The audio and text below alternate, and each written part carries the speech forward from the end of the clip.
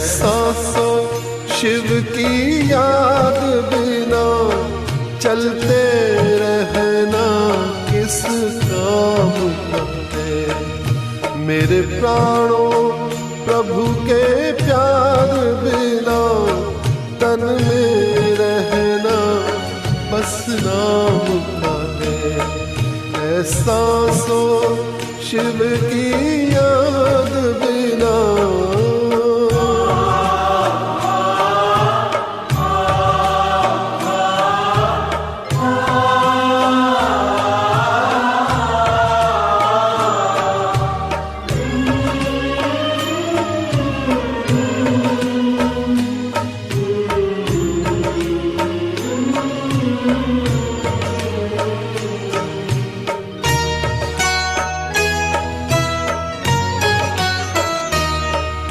प्यासी धरती की प्यास बुझे, बादल बरसे बरसात बनी।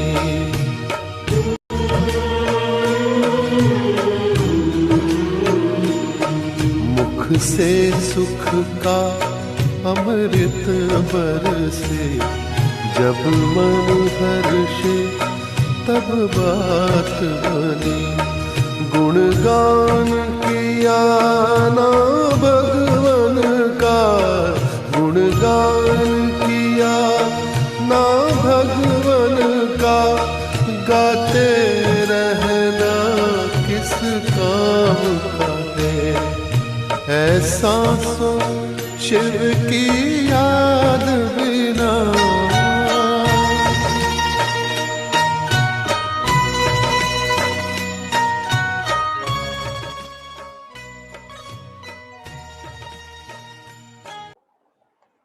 ओम शांति।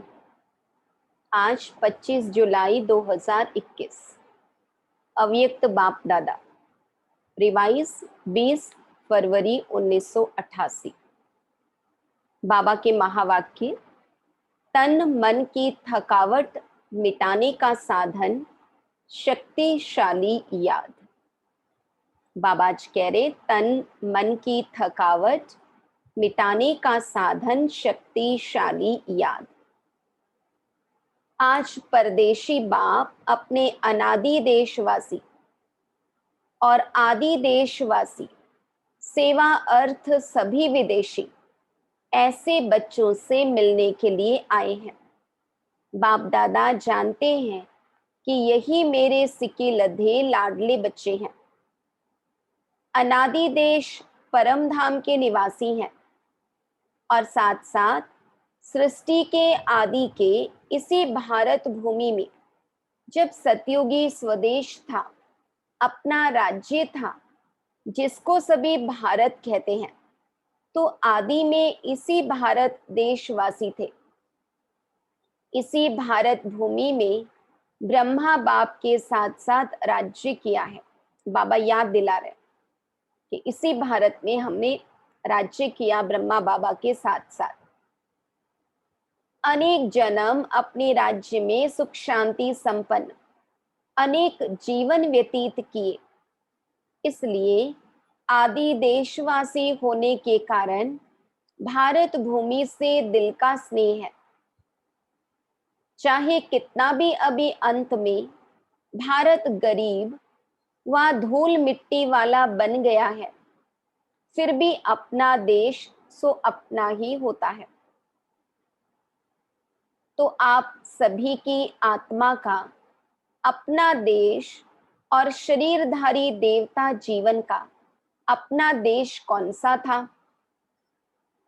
बाबा कहते भारत ही था ना। कितने जन्म भारत भूमि में रहे हो वह याद है? बाबा कहते 21 जन्मों का वर्षा सभी ने बाप से प्राप्त कर लिया है, इसलिए 21 जन्म की तो गारंटी है ही है। बाद में भी हर एक आत्मा के कई जन्म भारत भूमि में ही हुए हैं, क्योंकि जो ब्रह्मा बाप के समीप आत्माएं हैं, समान बनने वाली आत्माएं हैं वह ब्रह्मा बाप के साथ साथ आपे ही पूज्य, आपे ही पुजारी का पाठ भी साथ में बजाती हैं। द्वापर युग के पहले भक्त आप ब्राह्मण आत्माएं बनती हो, है ना। द्वापर युग के पहले भक्त आप ब्राह्मण आत्माएं बनती हो।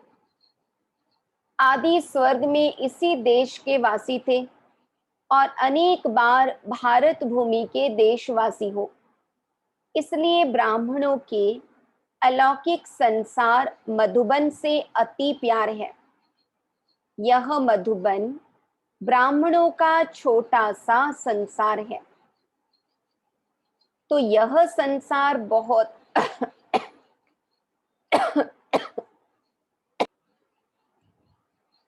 तो यह संसार बहुत अच्छा लगता है ना। यहाँ से जाने को दिल नहीं होती है ना। अक्सर सभी का अनुभव है, मधुबन जाते चाहे 4 दिन रहे, 8 दिन रहे, 10 दिन भी रह ले, तो भी वहां से आने का मन नहीं होता। बाबा कहते अगर अभी अभी ऑर्डर कर ले कि मधुबन निवासी बन जाओ तो खुश होंगे ना। वह यह संकल्प आएगा कि सेवा कौन करेगा। सेवा के लिए तो जाना ही चाहिए। बाप दादा कहे बैठ जाओ, फिर भी सेवा याद आएगी, पूछ रहे हैं बाबा। सेवा कराने वाला कौन है?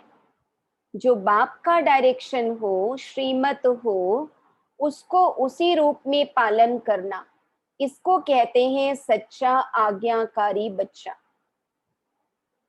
बाप दादा जानते हैं मधुबन में बिठाना है व सेवा पर भेजना है। ब्राह्मण बच्चों को हर बात में एवर रेडी रहना है ना। बाबा के सामने काफी सारे विदेश के भाई बहने हैं, तो बाबा कहते अगर उनको भी बाबा ऑर्डर करे कि रह जाओ मधुबन में, तो इतना एवर रेडी रहना है कि रह जाए। और अगर किसी से कहे कि जाओ सेवा में फलानी जगह, उसके लिए भी रेडी रहना है। अभी अभी जो डायरेक्शन मिले उसमें एवर रेडी रहना। संकल्प मात्र भी मनमत मिक्स ना हो, इसको कहते हैं श्रीमत पर चलने वाली श्रेष्ठ आत्मा। यह तो जानते हो ना कि सेवा के जिम्मेवार बाप दादा हैं, वह आप हैं। इस जिम्मेवारी से तो आप हल्के हो ना, कि जिम्मेवारी का थोड़ा थोड़ा बोझा है। इतना बड़ा प्रोग्राम करना है, यह करना है, बोझ तो नहीं समझते हो ना। करावनहार करा रहा है।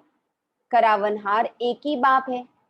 किसी की भी बुद्धि को टच कर विश्व सेवा का कार्य कराते रहे हैं और कराते रहेंगे। सिर्फ निमित्त बच्चों को इसलिए बनाते हैं कि जो करेगा सो पाएगा। पाने वाले बच्चे हैं, बाप को पाना नहीं है। प्रारब्ध पाना या सेवा का फल अनुभव होना, यह आत्माओं का काम है। इसलिए निमित्त बच्चों को बनाते हैं ताकि हमसे करवा के उसका फल हम बच्चों को दे सके।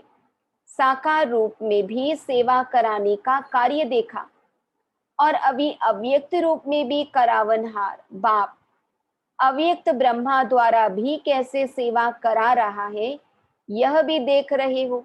ये तो 88 की वाणी है, जबकि बाबा का अव्यक्त पाठ था। अव्यक्त सेवा की गति और ही तीव्र गति है। कराने वाला करा रहा है और आप कठपुतली के समान नाच रहे हो। यह सेवा भी एक खेल है। कराने वाला करा रहा है और आप निमित्त बन एक कदम का पदम गुना प्रारब्ध बना रहे हो। तो बोझ किसके ऊपर है? कराने वाले पर या करने वाले पर? बाप तो जानते हैं यह भी बोझ नहीं है। अगर बोझ कहते हो तो बाप भी बोझ शब्द कहते हैं। बाप के लिए तो सब हुआ ही पड़ा है। सिर्फ जैसे लकीर खींची जाती है, लकीर खींचना बड़ी बात लगती है क्या? तो ऐसे बाप दादा सेवा कराते हैं। सेवा भी इतनी ही सहज है जैसे एक लकीर खींचना। रिपीट कर रहे हैं, निमित्त खेल कर रहे हैं। जैसे माया का विघ्न खेल है, तो सेवा भी मेहनत नहीं लेकिन खेल है। ऐसे समझने से सेवा में सदा ही रिफ्रेशमेंट अनुभव करेंगे। जैसे कोई खेल किस लिए करते हैं? थकने के लिए नहीं, रिफ्रेश होने के लिए खेल करते हैं। चाहे कितना भी बड़ा कार्य हो, लेकिन ऐसा ही अनुभव करेंगे जैसे खेल करने से रिफ्रेश हो जाते हैं। चाहे कितना भी थकाने वाला खेल हो, लेकिन खेल समझने से थकावट नहीं होती, क्योंकि अपने दिल की रुचि से खेल किया जाता है ना। खेल कोई जबरदस्ती नहीं खेलता, खेल तो अपने इंटरेस्ट से खेला जाता है। चाहे खेल में कितना भी हार्ड वर्क करना पड़े, लेकिन वह भी मनोरंजन लगता है, क्योंकि अपनी दिल से करते हो।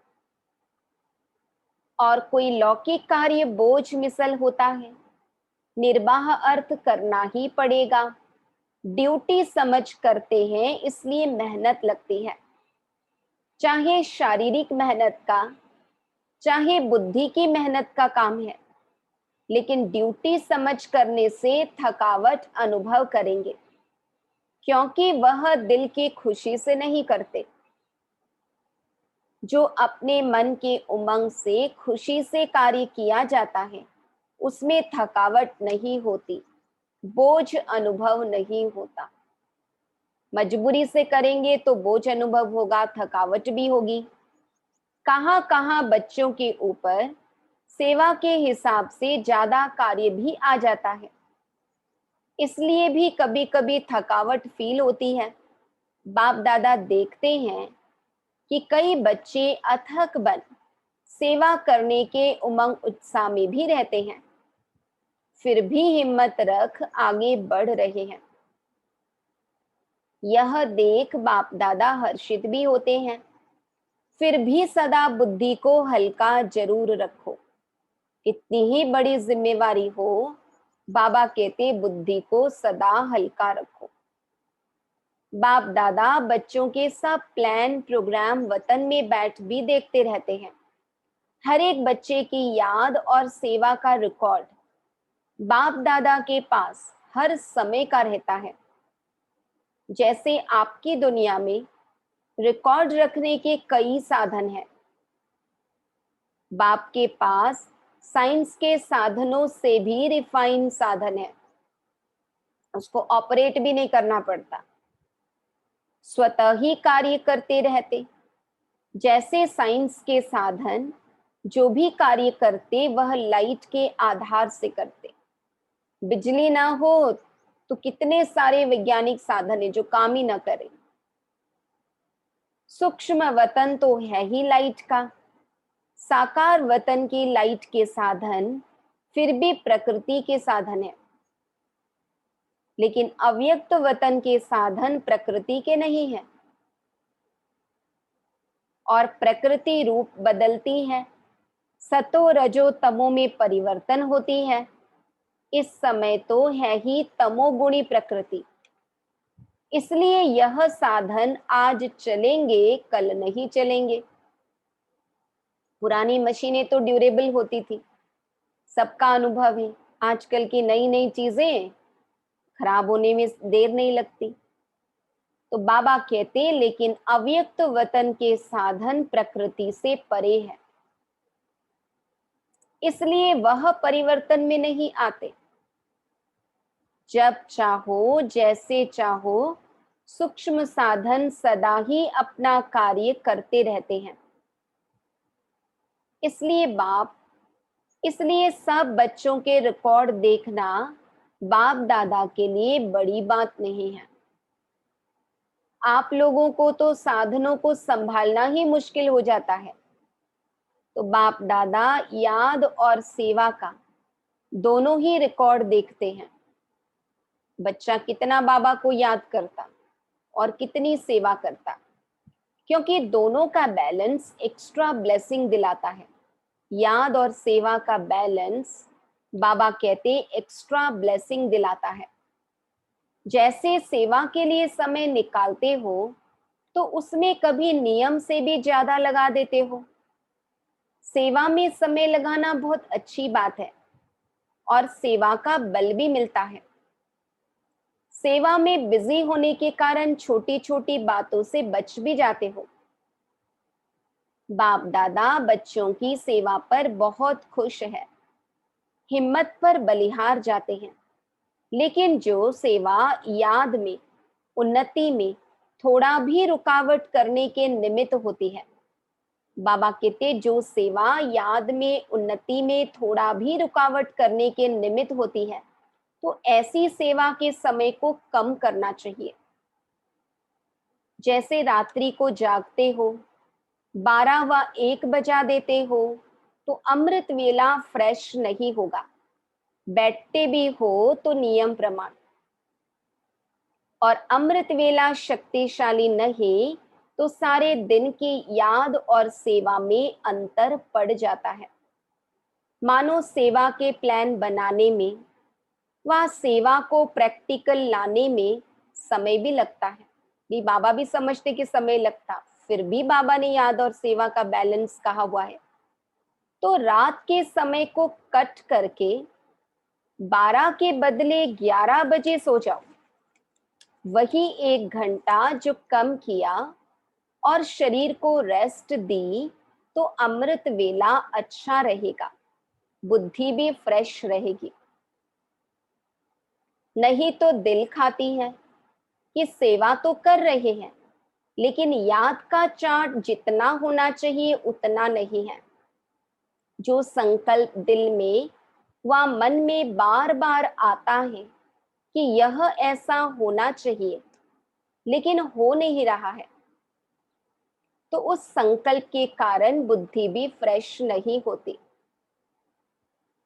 और बुद्धि अगर फ्रेश है तो फ्रेश बुद्धि में 2-3 घंटे का काम 1 घंटे में पूरा कर सकते हो। बाबा टाइम मैनेजमेंट सिखा रहे हैं।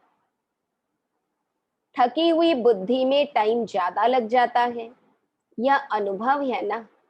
और जितनी फ्रेश बुद्धि रहती, शरीर के हिसाब से भी फ्रेश और आत्मिक उन्नति के रूप में भी फ्रेश, डबल फ्रेशनेस यानी ताजगी रहती, तो 1 घंटे का कार्य आधे घंटे में कर लेंगे। इसलिए सदैव अपनी दिनचर्या में फ्रेश बुद्धि रहने का अटेंशन रखो। ज्यादा सोने की भी आदत ना हो, लेकिन जो आवश्यक समय शरीर के हिसाब से चाहिए उसका अटेंशन रखो। कभी कभी कोई सेवा का चांस होता है, मास 2 मास में 2-4 बार देरी हो गई, वह दूसरी बात है। लेकिन अगर नियमित रूप से शरीर थका हुआ होगा तो याद में फर्क पड़ेगा। जैसे सेवा का प्रोग्राम बनाते हो, 4 घंटे का समय निकालना है तो निकाल लेते हो, ऐसे याद का भी समय निश्चित निकालना ही है। इसको भी आवश्यक समझ इस विधि से अपना प्रोग्राम बनाओ। सुस्ती नहीं हो, लेकिन शरीर को रेस्ट देना है, इस विधि से चलो। क्योंकि दिन प्रतिदिन सेवा का तो और ही तीव्र गति से आगे बढ़ने का समय आता जा रहा है। आप समझते हो, अच्छा यह 1 वर्ष का कार्य पूरा हो जाएगा, फिर रेस्ट कर लेंगे, ठीक कर लेंगे अपना चार्ट, याद को फिर ज्यादा बढ़ा लेंगे। लेकिन सेवा के कार्य तो दिन प्रतिदिन नए से नए और बड़े से बड़े होने हैं, इसलिए सदा बैलेंस रखो। अमृत वेले फ्रेश हो, फिर वही काम सारे दिन में समय प्रमाण करो, तो बाप की ब्लेसिंग भी एक्स्ट्रा मिलेगी। और बुद्धि भी फ्रेश होने के कारण बहुत जल्दी और सफलता पूर्वक कार्य कर सकेगी। समझा? बाप दादा देख रहे हैं बच्चों में उमंग बहुत है, इसलिए शरीर का भी नहीं सोचते, उमंग उत्साह से आगे बढ़ रहे हैं। आगे बढ़ाना बाप दादा को अच्छा लगता है, फिर भी बैलेंस अवश्य चाहिए। आज बाबा बार बार अंडरलाइन करा रहे हैं, याद और सेवा का बैलेंस। तन मन की थकावट नहीं होने देना है। बाबा कहते, भल करते रहते हो, चलते रहते हो, लेकिन कभी कभी जैसे बहुत काम होता है तो बहुत काम में एक तो बुद्धि की थकावट होने के कारण जितना चाहते उतना नहीं कर पाते, और दूसरा बहुत काम होने के कारण थोड़ा सा भी किसी द्वारा थोड़ी हलचल होगी तो थकावट के कारण चिड़चिड़ापन हो जाता। बाबा कहते उससे खुशी कम हो जाती है। वैसे अंदर ठीक रहते हो, सेवा का बल भी मिल रहा है, खुशी भी मिल रही है, फिर भी शरीर तो पुराना है ना, इसलिए टू मच में नहीं जाओ, बैलेंस रखो। याद के चार्ट पर थकावट का असर नहीं होना चाहिए।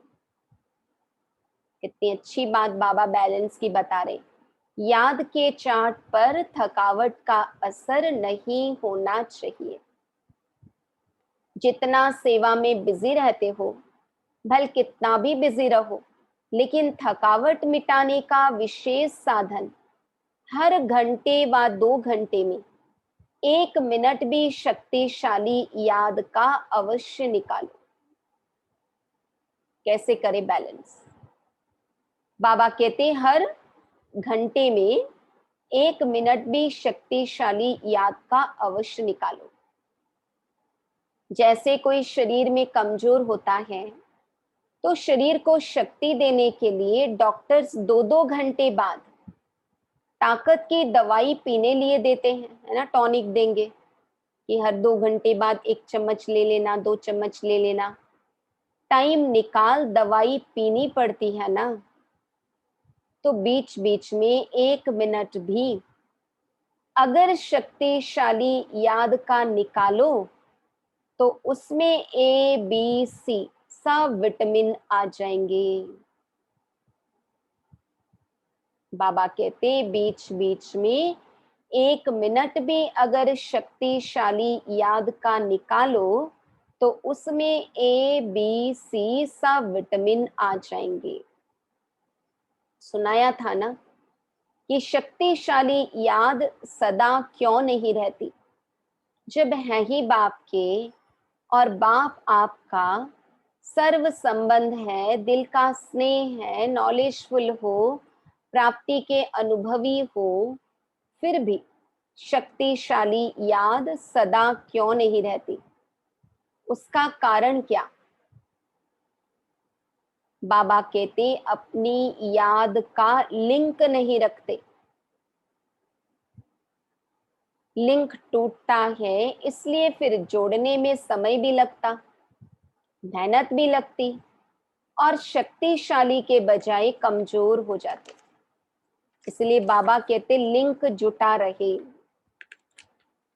विस्मृति तो हो नहीं सकती, याद रहती है, लेकिन सदा शक्तिशाली याद स्वतः रहे, उसके लिए यह लिंक टूटना नहीं चाहिए। हर समय बुद्धि में याद का लिंक जुटा रहे, उसकी विधि यह है। बाबा ने कहा ना हर घंटे में 1 मिनट भी शक्तिशाली याद करें तो घंटा भर याद रहेगी। फिर लगभग घंटा भर होने आए, फिर 1 मिनट शक्तिशाली याद में बैठ जाओ। जैसे वह काम समझते हो कि आवश्यक है, यह प्लान पूरा करके ही उठना है, इसलिए समय भी देते हो, एनर्जी भी लगाते हो, वैसे यह भी आवश्यक है। इनको पीछे नहीं करो, कि यह काम पहले पूरा करके फिर याद कर लेंगे, नहीं। इसका समय अपने प्रोग्राम में पहले ऐड करो। जैसे सेवा के प्लान के लिए 2 घंटे का टाइम फिक्स करते हो, चाहे मीटिंग करते हो चाहे प्रैक्टिकल करते हो, तो 2 घंटे के साथ साथ यह भी बीच बीच में करना ही है, यह ऐड करो। जो 1 घंटे में प्लान बनाएंगे वह आधे घंटे में हो जाएगा। शक्तिशाली याद का इतना फायदा होगा, करके देखो। आप ही फ्रेशनेस से 2 बजे आंख खुलती है वह दूसरी बात है, लेकिन कार्य के कारण जागना पड़ता है तो उसका इफेक्ट, प्रभाव शरीर पर आता है। इसलिए बैलेंस के ऊपर सदा अटेंशन रखो। बाप दादा तो बच्चों को इतना बिजी देख यही सोचते हैं कि इन्हों के माथे की मालिश होनी चाहिए, लेकिन समय निकालेंगे तो वतन में बाप दादा मालिश भी कर देंगे, वह भी अलौकिक होगी। ऐसे लौकिक मालिश थोड़ी होगी, एकदम फ्रेश हो जाएंगे। 1 सेकंड भी शक्तिशाली याद तन और मन दोनों को फ्रेश कर देती है। बाबा ने कहा 1 सेकंड भी शक्तिशाली याद तन और मन दोनों को फ्रेश कर देती है। बाप के वतन में आ जाओ, जो संकल्प करेंगे वह पूरा हो जाएगा। चाहे शरीर की थकावट हो, चाहे दिमाग की, चाहे स्थिति की थकावट हो, बाप तो आए ही हैं थकावट उतारने। आज डबल विदेशियों से पर्सनल रूहरियान कर रहे हैं। बहुत अच्छी सेवा की है और करते ही रहना है। सेवा बढ़ना यह ड्रामा अनुसार बना हुआ ही है। कितना भी आप सोचो अभी तो बहुत हो गया, लेकिन ड्रामा की भावी बनी हुई है। इसलिए सेवा के प्लान्स निकलने ही हैं और आप सबको निमित्त बन करनी ही है। कई बार होता है सेवा में थकावट होती है, बैलेंस नहीं रहता, सोचता है कि बस ये लास्ट है, आगे और नहीं करेंगे, लेकिन फिर ड्रामा अनुसार सेवा के प्लान बनते भी हैं और हम करते भी हैं। वह भावी कोई बदल नहीं सकते। बाप चाहे 1 वर्ष सेवा में रेस्ट दे देवे, नहीं बदल सकता। ड्रामा अनुसार सेवा दिन प्रतिदिन बढ़नी ही है। सेवा से फ्री हो बैठ सकेंगे। अभी देखिए कोरोना के पीरियड में सब फ्री हो गए तो चैन नहीं पड़ा, ऑनलाइन सेवाएं शुरू हो गई। जैसे याद ब्राह्मण जीवन की खुराक है, ऐसे सेवा भी जीवन की खुराक है। बिना खुराक के कभी कोई रह सकता है क्या? लेकिन बैलेंस जरूरी है। इतना भी ज्यादा नहीं करो जो बुद्धि पर बोझ हो, और इतना भी नहीं करो जो अलबेले हो जाओ। ना बोझ हो ना अलबेलापन हो, इसको कहते हैं बैलेंस। अच्छा, सदा याद और सेवा के बैलेंस द्वारा बाप की ब्लेसिंग के अधिकारी, सदा बाप के समान डबल लाइट रहने वाले, सदा निरंतर शक्तिशाली याद का लिंक जोड़ने वाले, सदा शरीर और आत्मा को रिफ्रेश रखने वाले, हर कर्म विधि पूर्वक करने वाले, सदा श्रेष्ठ सिद्धि प्राप्त करने वाले, ऐसे श्रेष्ठ समीप बच्चों को बाप दादा का याद प्यार और नमस्ते। हम रूहानी बच्चों की रूहानी बाप दादा को याद प्यार, गुड मॉर्निंग और नमस्ते। वरदान, श्रेष्ठ तकदीर की स्मृति द्वारा अपने समर्थ स्वरूप में रहने वाले सूर्यवंशी पद के अधिकारी भव। जो अपनी श्रेष्ठ तकदीर को सदा स्मृति में रखते हैं वह समर्थ स्वरूप में रहते हैं। उन्हें सदा अपना अनादि असली स्वरूप स्मृति में रहता है, कभी नकली फेस धारण नहीं करते। कई बार माया नकली गुण और कर्तव्य का स्वरूप बना देती है, दिखावे के लिए करते हैं ना। किसको क्रोधी, किसको लोभी, किसको दुखी, किसको अशांत बना देती है। बाबा कहते ये वाला स्वरूप हमारा ओरिजिनल नहीं है, असली नहीं है, लेकिन असली स्वरूप इन सब बातों से परे है। जो बच्चे अपने असली स्वरूप में स्थित रहते हैं वह सूर्यवंशी पद के अधिकारी बन जाते हैं। तो बाबा ने कहा श्रेष्ठ तकदीर की स्मृति द्वारा अपने समर्थ स्वरूप में रहने वाले सूर्यवंशी पद के अधिकारी भव। श्लोगन, सर्व पर रहम करने वाले बनो तो अहम और वहम समाप्त हो जाएगा। बाबा ने कहा सर्व पर रहम करने वाले, दया करने वाले बनो तो अहम यानी अहंकार और वहम यानी जो अनुमान लगाने की आदत है, बाबा कहते ये दोनों समाप्त हो जाएंगे। ओम शांति।